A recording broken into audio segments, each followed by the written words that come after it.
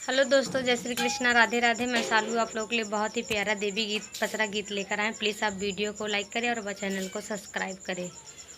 आवा है दुर्गा मैया आव विंध्यवासिनी,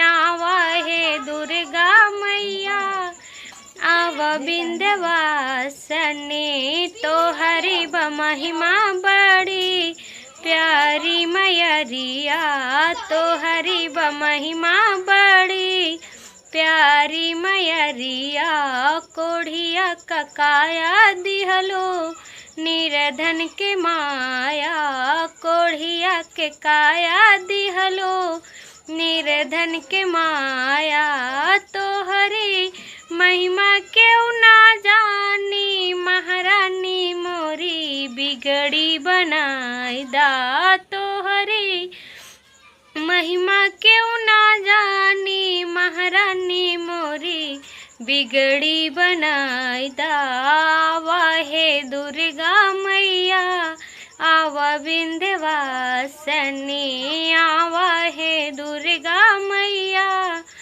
आवा विंध्यवासिनी, लांगड़ा के पायर दिहलो अंधा के नयना, लांगड़ा के पायर दिहलो अंधा के नयना, तो हरि महिमा क्यों ना जानी महारानी मोरी बिगड़ी बनाई दा, तो हरि महिमा क्यों ना जानी महारानी मोरी बिगड़ी बनाई दा। आवा है दुर्गा मैया आव विंध्यवासिनी, बालक के विद्या दिहलो बाझिन के लालना, बालक के विद्या दिहलो बाझिन के लालना, तो हरि महिमा क्यों ना जानी महारानी मोरी बिगड़ी बनाई दा।